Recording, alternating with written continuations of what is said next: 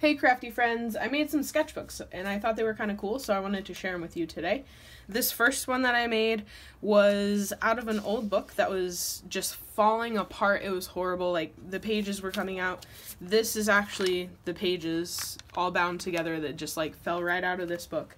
So I kind of rescued it, I guess. I cut off the spine right here and saved the cover and the back cover, and then I also took some pages out of it and saved those too. So the pages I actually kind of dispersed through my sketchbook, just pages that I liked or pages I thought looked interesting. And then I also took scrapbook paper and divided all of the different kinds of papers that I put in this sketchbook. So I'll quickly go through those with you. So this first one is just grid paper, and the second one is dot paper. Both of them I probably figured I'd use it for like hand lettering type stuff or just basic sketching. This next one is Bristol paper. This one here is watercolor paper. I personally am a huge fan of watercolor, so I just put some watercolor paper in here. Like that, how can you not think that's so cool just right in the middle of your sketchbook? So this next one is Hammermill. I kind of want to get more into just like being able to test Copics, so that's why that's there. And like this, that would be so fun to just draw on. And then this last section here is just speckled craft paper or gray paper that I thought might be kind of fun to play around on, just something a little bit different. And then this next one is one that I made using three different stamp sets by Ann Corbier Scott, and then also the dies by Scraps of Love that match the stamps. So this is the cover. I used the Nesting Arizona dies. I used the Arizona Home. I used this, obviously, this corner stamp here. I used the Arizona Fun. I specifically used this cacti one and this rose one.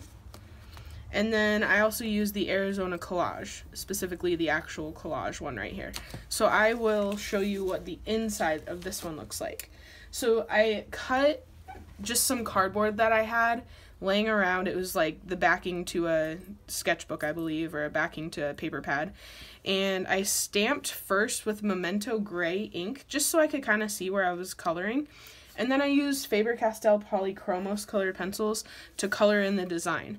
After I was done coloring it, I took this whole piece, put it back in my MISTI, and then stamped with Versamark and embossed with white over the top, just to kind of give it that pop of color and so you can actually like read the words.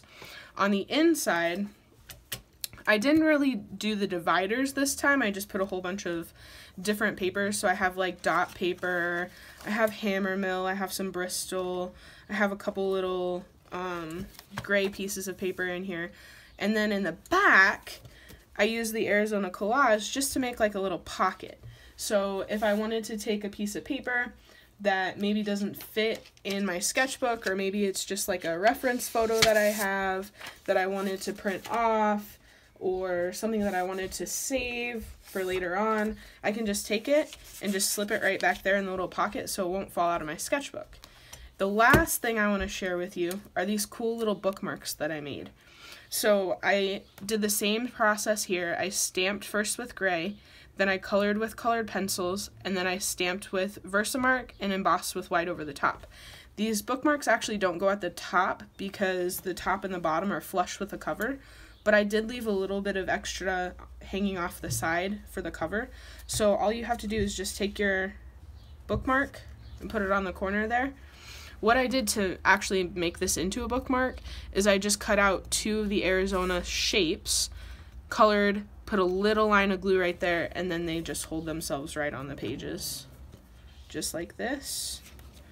So I can close my sketchbook, I can come back to things that I've already drawn, and if I need to, I can store stuff right there in the back and it won't fall out. I hope you enjoyed. I'd love to see if you guys create something like this.